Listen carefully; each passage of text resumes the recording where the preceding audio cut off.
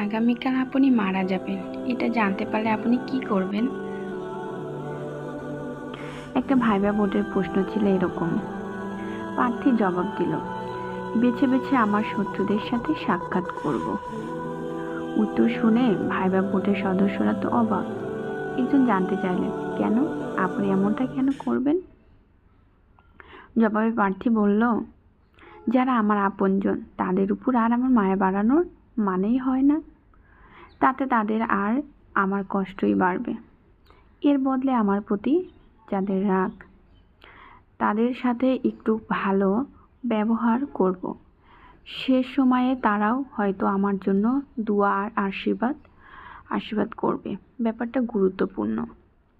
আপনার সব কাজ যেন নিজের জন্য না হয়, কিছু কাজ শত্রুর কথা ভেবেও করুন, তাতে আখেরে আপনারই লাভ। যে লোকটা আপনার বানান ভুল ধরে, সে আপনার লেখার প্রশংসাকারীর চেয়ে কম গুরুত্বপূর্ণ নয়। তার ভয়ে সঠিক বানান লিখুন, আপনার লেখার মান বেড়ে যাবে। প্রতিটা অর্জনের চেষ্টার পিছনে শত্রু থাকলে সেটা দ্রুত পাওয়া যায়।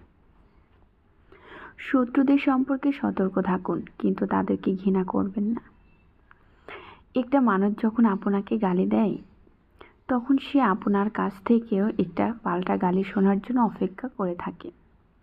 আপনি গালি দিয়ে দিলেন তো শেষ, ব্যাপারটা চূড়ান্ত নোংরামি হয়ে গেল আর তার উদ্দেশ্য সফল হলো।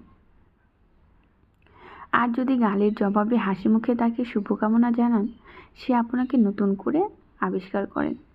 কাউকে তর্কে হারানোর মানেই জয়ী হওয়া নয়, কখনো কখনো অন্যের যুক্তি মেনে নেওয়াই প্রকৃত বিজয়। তবে কেউ যৌক্তিকভাবে দ্বিমত দিলেও অখুশি হয় না।